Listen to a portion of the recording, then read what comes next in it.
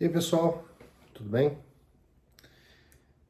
Espero que todos estejam passando por essa fase de isolamento da melhor maneira possível. Não é fácil para ninguém, não é fácil para nós também, mas posso garantir que nós continuamos trabalhando quase que ininterruptamente para tentar atender as demandas, né, desse tipo de atividade que nós temos feito, né, que não é exatamente EAD, é uma tentativa de fazer remotamente aquilo que nós faríamos de forma presencial, tá? E nós vamos dar início, então, às aulas sobre os livros da FUVEST. Nós já tivemos um encontro, não sei se vocês lembram, em que eu fiz uma apresentação muito ampla do que é o estudo da literatura, tá? O que é, no fundo, a literatura, por que os vestibulares cobram obras literárias, como que vocês deveriam estudar. E logo na sequência, fomos tomados por né, por esse vírus, pela pandemia decorrente, pela necessidade de nos distanciarmos. Tá? A minha ideia original era começar pela ordem cronológica, ou seja, pelo livro Poemas Escolhidos, de Gregório de Matos, tá? Uma edição do José Miguel Wisnik, de 1975, mas com uma compilação de poemas, não é, do poeta mais importante do nosso século XVII, dos anos de 1600. No entanto, esse formato que nós temos aqui, tá, com pouca possibilidade de lousa ou de outras formas de interação, me faz pensar que o mais inteligente é nós trabalharmos, né, outros livros, e aí, quando nós tivermos a possibilidade de retomar a nossa atividade presencial, então nós vamos para esses né, os livros de poemas, os livros que vão exigir que nós façamos algumas reflexões mais estruturais em lousa, ok? Bom, eu escolhi uma obra fácil, uma obra tranquila e que seria cronologicamente a minha próxima escolha, que é o livro A Relíquia, do Eça de Queiroz, publicado em 1885, tá? Bom, naquela nossa primeira aula eu expliquei de forma sucinta como é que se trabalha uma obra literária. E expliquei que a aula de livro não tem por finalidade nunca suprimir a leitura. Tá? Então, se você quer prestar a prova da FUVEST e quer ter chance de concorrer, uma chance real, e acha que literatura vai fazer diferença, tá? Você precisa da leitura. Caso você já tenha lido, você vai perceber que a minha aula vai ajudar a desatar alguns nós, tá? Que ficaram no meio do caminho. Você leu, não entendeu, achou difícil, não viu o sentido de uma certa personagem. Ou, caso você ainda vá ler, a aula serve como um roteiro. Então, eu aconselho que, como toda aula, você pegue aí, né, dê um pause agora, aí pegue seu caderno, pegue um conjunto aí de folhas e faça anotações, monte um esquema, tá? Então, é como se você estivesse assistindo a uma palestra, o palestrante está falando, e você vai, tá, copiar o que for mais importante. Você pode seguir também pelo esquema da nossa apostila, tá? Que tem as anotações mais importantes. Eu vou fazer aqui algumas considerações, procurando simplificar o enredo e ajudá-lo a entender alguns pontos-chave, tá bom? A primeira parte de uma aula sobre obras literárias é entender a contextualização, ou seja, em que situação a obra se insere. A literatura do Eça de Queiroz pertence ao realismo-naturalismo português. Então, nós estamos na segunda metade do século XIX. Não é? Isso em Portugal. Bom, o que realismo, naturalismo significam em termos de estética literária? São uma tendência com uma certa dupla personalidade, tá? Mas que tem em comum alguns aspectos. Tanto o realismo quanto o naturalismo fazem oposição ao romantismo, esse é um aspecto, e fazem crítica à classe burguesa. Então vamos pensar assim, o romantismo representou a ascensão da burguesia na transição do século XVIII para o século XIX.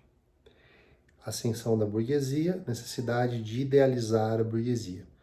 Toda idealização tem que ser alimentada com algum nível de sentimentalismo.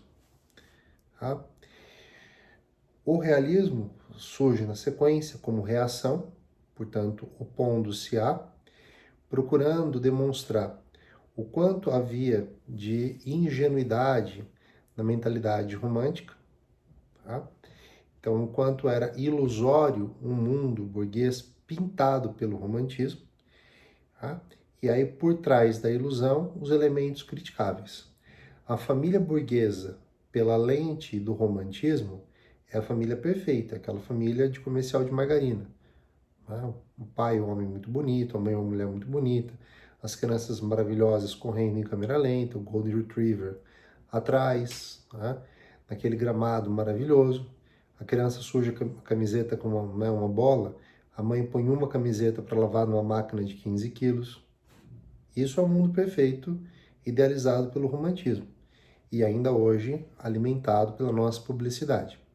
O realismo é denunciador das incongruências, das incoerências disso, a partir da segunda metade do século XIX. Momento em que no campo ideológico surgem ideias novas. Marx e Engels, em 1848, tinham publicado o Manifesto do Partido Comunista. Eu sei que hoje você ouve, né, comunismo, comunista, dá até um arrepio, mas enquanto um movimento ideológico de análise da realidade em pleno século XIX foi fundamental para colocar questionamentos que, inclusive, tiveram o papel de aperfeiçoar o capitalismo. O capitalismo se aperfeiçoou a partir da crítica à economia política que Marx construiu, principalmente no Capital, mas já vinha construindo antes de O Capital. Nesse mesmo momento, ganham força outras ideologias baseadas na credibilidade que ganhou a ciência. Então, vem o positivismo, né? Auguste Comte, surge o determinismo Hippolyte Taine, a ideia de que o homem é produto do meio, da raça e do momento histórico. Tá? É um modo de pensar tentador, mas quando analisado de perto, extremamente perigoso. Tá? Porque se nós considerarmos que é equacionável que um indivíduo seja determinado pelo meio, nós pensaríamos que meios degenerados, como lugares, não é, em que há muita criminalidade, em que há tráfico de drogas, ali só podem surgir pessoas igualmente criminosas, igualmente envolvidas no tráfico de drogas, o que não é verdade. E também não é verdade que em meios extremamente saudáveis, como famílias amorosas, lares bem estruturados, seja impossível surgir um sociopata ou um psicopata. Tá? Nós podemos falar que os ambientes têm influência, mas não determinação sobre os indivíduos. A ótica, no entanto, do fim do século XIX é essa, influenciada por essas ideias. Dentre as críticas que se faz ao mundo burguês, nós poderíamos destacar a crítica à família burguesa, especificamente a unidade familiar que dependesse da fidelidade. Então, famílias infelizes levam a vidas infelizes, vidas conjugais infelizes, em que pode ou não haver o adultério. E aí, haver ou não haver adultério é circunstancial, tá? Mas em geral há o adultério, assim como há a loucura, a não aceitação da velhice, a ganância e tantas outras deformidades morais que vão ser expostas pelos autores durante o período realista. Eça de Queiroz se enquadra como o grande mestre do realismo em Portugal. O grupo realista português surge na década de 1870, quando então todos eles, Eça de Queiroz, Antero de Quental, Fialho da Almeida, Ramalho Ortigão, eram jovens meio rebeldes, meio, né, avant-garde, ou seja, à frente do seu tempo, e que traziam as ideias vindas principalmente da França, onde Gustave Flaubert havia publicado Madame Bovary, Émile Zola havia publicado, né, La Bête Humaine, A Besta Humana, e outras obras importantes. Então essas ideias vinham a reboque de uma influência francesa que sofreu muita resistência em Portugal na década de 1870, quando os intelectuais mais proeminentes, como Antônio Feliciano Castilhos, eram ligados ao romantismo e achavam que a literatura tinha que ser mesmo a invenção do belo, mesmo que fosse, né, uma invenção idealizada. E que a literatura realista expõe um lado negativo, um lado feio da humanidade, e que ninguém ganhava com a exposição desse lado feio da humanidade. Houve dois incidentes em relação aos quais serei muito breve. Um foi a questão Coimbra, né, envolvendo uma briga intelectual entre o Antero de Quental e o Antônio Feliciano de Castilhos, ou Castilhos, desculpa, né, a questão de bom senso e bom gosto, sobre, né, o que julga a literatura, né, o bom senso ou o gosto individual de cada leitor. E 2 anos depois, as conferências do Cassino Lisbonense, que foram determinantes para o aparecimento do movimento realista mais concreto em Portugal. Quem se destaca de fato é Eça de Queiroz. Todos os outros autores tiveram seu papel, tiveram suas obras publicadas, são considerados importantes em Portugal, mas ninguém é da estatura de Eça de Queiroz. Eça tem algumas características próprias. Tá? É um crítico mordaz da sociedade portuguesa. Quando eu falo mordaz, quero dizer, ele é ácido, corrosivo, lança mão de recursos como caricaturas sociais, estereótipos bem construídos, tem um nível, né, de descritivismo fotográfico muito primoroso, tem uma escrita muito prazerosa de se ler, posto que engendra bem as suas histórias, criando situações que são bastante engraçadas, né? Situações que, sendo elas mesmas baseadas em estereótipos, conseguem nos dar uma dimensão que é trágica, mas às vezes também é cômica, da realidade dessa burguesia extremamente hipócrita que havia em Portugal na segunda metade do século XIX. A obra A Relíquia se insere nesse contexto, sendo ela uma das raras obras em que nós temos uma pitada de realismo mágico ou realismo fantástico. Eu vou explicar para vocês daqui a pouquinho, ok? A obra é narrada em primeira pessoa e o narrador e também protagonista, personagem principal, se chama Teodorico Raposo. Um homem já maduro, né? Não velho, maduro, que alcançou uma posição na vida e resolveu escrever para poder contar a sua história. A sua grande motivação é desfazer um mal-entendido que fica no contexto. E ele nos explica. Ele fez há muitos anos uma viagem à Terra Santa, que nós entenderemos por que aconteceu, e nessa viagem conheceu um alemão, um homem muito sábio, chamado Topsius, e esse sábio, esse homem muito culto, referiu-se a ele como um cavaleiro, né, um fidalgo português, muito religioso, e que andava, né, para todo lado com um pacote contendo os ossos de seus antepassados, procurando homenagear seus antepassados por meio, não é, desse movimento de levar os ossos a lugares santos. E o Teodorico, né, toma isso como algo altamente ofensivo à sua imagem. E ele quer contar a sua história, em princípio, para dirimir esse erro. E aí, então, ele começa a contar a sua história desde o início. Tá? Ele nasceu na província, não é? Quando se fala em Portugal, província quer dizer sempre interior.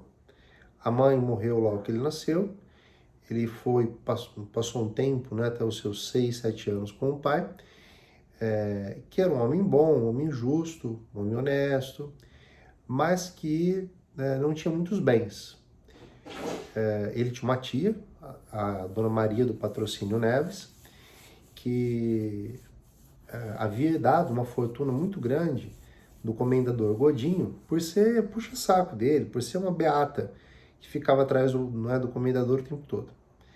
Quando o pai do Teodorico Raposo morre, Teodorico é mandado a Lisboa para ser criado pela tia, que apesar de não gostar da presença de homens, mesmo que fossem meninos, não pode se recusar a criar um sobrinho que lhe foi quase que legado como uma herança. Então, ela cria o sobrinho, mas é uma mulher muito dura, muito chata, muito religiosa, muito beata. E o Teodorico passa ali, naqueles primeiros anos da infância, apertado com a tia, porque ela pega no pé dele por qualquer coisa, e quem o dá, quem o ajuda um pouquinho, é a criada Vicenza, que dá uma certa doçura a essa infância e o aconselha a não desobedecer a sua tia, ou a sua titi, como ele chama a tia, durante muito tempo. Jovenzinho, 9, 10 anos, ele é mandado para o colégio dos Isidórios, um colégio de religiosos, colégio interno, vida difícil, mas ele acaba fazendo amizade com um rapaz chamado Crispim, mais ou menos da mesma idade que ele, um rapaz com claras tendências homossexuais, que tenta seduzir Raposo. É tudo muito engraçado, tudo muito caricatural, e o Raposo não cede sexualmente falando, mas cede a pequenas concessões, beijos, abraços, e essa amizade vai ser importante para o fim da história. Do Colégio dos Isidórios, Teodorico é mandado a Coimbra, aí agora já como um rapagão, tá? No auge da adolescência, da juventude. Vai estudar Direito. E lá ele passa 5 anos com o dinheiro da tia, se perdendo naquilo que a tia chamava de relaxações, que eram todas as formas de pecar envolvendo sexo. E ele vive as festas, as gandaias, seus encontros com as mulheres, e assim os anos passam. Quando ele se forma e volta a Lisboa, ele tem um diploma, mas ele não pode exercer a profissão porque a tia não deixa. Ele poderia dar um chute na tia, falar, olha, eu sou um homem adulto, que cuido da minha vida do jeito que eu quero, mas ele é fraco para fazer isso. Abrir mão do conforto que viver ao lado da tia proporciona. Então ele prefere ficar ali, pagiando a tia, puxando o saco da velha, esperando com isso receber a herança dela. Mas é uma tarefa difícil, porque a velha vive cercada de padres, Padre Casimiro, Padre Abreu, Padre Pinheiro, desculpa. Mais à frente a gente vai ter o Padre Negrão, que querem de todos os lados sugar o dinheiro da velha. Ela tem um único amigo, que não é padre, que é o Dr. Margaride, uma espécie de juiz aposentado, que vai ter uma certa simpatia pelo Teodorico. Quando o Teodorico volta, a tia é muito dura com ele. Dá a ele um cavalo, roupas decentes, mas ele tem que viver em função dela. Claro que ele dá suas escapadinhas, suas namoradinhas, mas quase sempre disfarçando o cheiro do perfume das mulheres com um incensário. Ele passa na igreja e se borrifa ali, se defuma com aquele incensário. Até que tem aquele cheiro característico de igreja. Assim a tia não desconfia e acredita na versão dele de que ele, na verdade, estava escondido mesmo. Era dentro da... Ele estava escondido? Não, ele estava passando o tempo dele nas igrejas. Aos poucos, a tia vai fazendo pequenas concessões, principalmente de tempo, né? Em princípio, ele tinha que voltar para casa às 7 da noite, depois ela deixou que ele voltasse às 8, depois às 9, até que por fim ele podia voltar às 11. Foram anos difíceis. Ele chegou a arrumar uma namorada, né? Uma amante, na verdade, a Adélia, que era uma cortesã. O que é uma cortesã? É uma mulher que sendo prostituta, ela não cobra um programa, mas ela faz exigências para poder ficar, né, com o homem que a deseja, e esse homem muitas vezes não dá conta de bancar tudo que a mulher quer, e ela o troca por outro, né, que é o que acontece com o Teodorico. E o Teodorico é muito sensível, ele se apaixona por essas mulheres. Então nessas ele acaba sofrendo. Poxa, né? Ele se apaixonou e a mulher não foi com ele por dinheiro, né? E ele não aprende. Quer dizer, olha a ingenuidade romântica. Aí vem a crítica ao romantismo. Bom, levando a vida desse jeito, um dia ele encontra o Dr. Margaride na rua, o Dr. Margaride diz a ele, né, que deseja ter uma conversa e explica a ele que está muito preocupado com o futuro da herança dele. E o Teodorico meio que se apavora quando o Dr. Margaride explica que ele tem uma concorrência desleal. A concorrência dele é o próprio Jesus Cristo. E o Teodorico pede ao Dr. Margaride uma ajuda. E o Dr. Margaride diz que acha que tem uma ideia. Nos dias seguintes, né, esse homem aproveita para puxar um assunto, né, ali no meio de um jantar na casa de Dona Maria do Patrocínio, e pergunta para os convidados, para os padres, para ela, para o Teodorico, para onde que eles viajariam se pudessem. E os padres falam, né, de Vaticano, o Teodorico chega a falar em Paris, a tia fica meio brava com ele, e o doutor Margaride fala que ele iria para a Terra Santa. Terra Santa é Palestina, Jerusalém, esses lugares. Porque ele havia ouvido falar que era muito...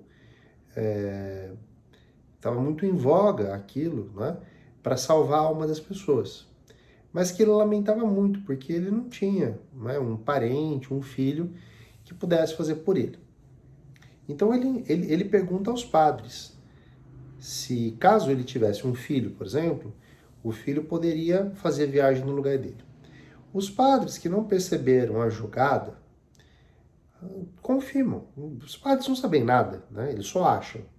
E dizem, não, se um filho fosse no seu lugar e fosse em seu nome, rezasse pela salvação da sua alma estaria salva. Claro, então que o Dr. Margaride tira proveito disso e põe pilha, né, na Dona Maria do Patrocínio. Ela finge assim, um certo desinteresse, mas pouco tempo depois conversa com o Teodorico e pergunta se ele iria à Palestina por ela. E ele diz que iria, com o maior prazer, porque ela é a única parente que ele tem, a única pessoa que ele tem no mundo. Ele só lamenta não poder ir, porque ele é um rapaz sem recursos. E ela então diz que não, que por isso não, que os recursos não faltam. Que no que depender disso, ele vai. Ela só quer saber se ele está disposto. E ele fala que está. E então, né, começam os preparativos, porque os navios, os vapores que saíam de Lisboa e iam até o Oriente, entrando pelo mar Mediterrâneo, saíam a cada um mês. Então, tinha um tempo para preparar a viagem. Então, comprar roupas, comprar acessórios de acampamento, tudo para que ele viajasse com o bom e o melhor. A tia faz muitas recomendações a ele, né? Dizendo, eu quero isso, eu quero aquilo, eu quero uma relíquia assim, uma relíquia assado, quero que você reze assim, que você reze assado. E ele toma nota de tudo e se prepara para aquilo que na cabeça dele vai ser uma viagem de prazeres ou turismo sexual. E aí ele vai, a viagem começa. No navio, ele vai conhecer Topsius, aquele que ele precisa desmentir, né, que escreveu que ele carregava os ossos dos antepassados. E Topsius é um personagem muito engraçado, né, um alemão magro, espigado, comprido, que estuda a dinastia dos Herodes, porque ele mesmo se considera um descendente dos Herodes. Tá? Então, Topsius se torna muito amigo do raposo, né? E eles conversam muitas coisas, né, sobre muitos assuntos. É muito engraçado porque o Topsius tem a tese, né, de uma supremacia alemã intelectual. E o Teodorico tem ali um brio nacionalista, que é também uma certa herancinha romântica, com o qual ele tenta opor as ideias do Topsius. Eles formam assim uma dupla bem inusitada. E o navio aporta em primeiríssimo lugar na cidade de Alexandria. Lá eles vão se hospedar no Hotel das Pirâmides. Topsius mal se instala, já sai para ver ruínas, e Teodorico não quer saber de pirâmides, de ruínas, de esfinge, de nada. Ele quer saber de relaxações. Lá ele faz amizade com o Alpendrinha, que é um português também, que mora no Egito, e o Alpendrinha indica a ele onde ele pode encontrar diversão com mulheres. É nessa que ele conhece Miss Mary, uma inglesa, que trabalha numa loja de luvas e que entende exatamente o que Teodorico procura. Ou seja, mais ou menos aquilo que ele já tinha tido com a Adélia, né? Prazer sexual. E eles passam dias, os dias que eles ficam parados em Alexandria, eles passam os dias juntos, se divertindo, enfim, se amando. Tá?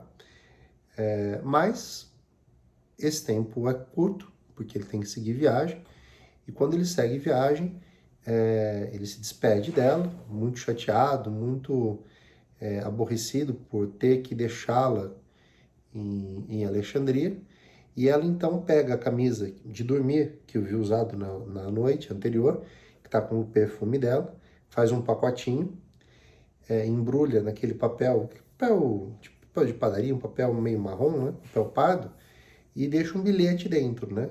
Para meu portuguesinho potente, pelas noites de gozo, pelas tardes de gozo que passamos juntos. E assina M.M. Isso vai ser importante. Então veja que essa é a primeira relíquia que ele carrega. Esse é o verdadeiro pacotinho que ele vai carregar para cima e para baixo. Que o outro vai achar que são os ossos, ou vai contar, né, com a versão de que são os ossos dos antepassados.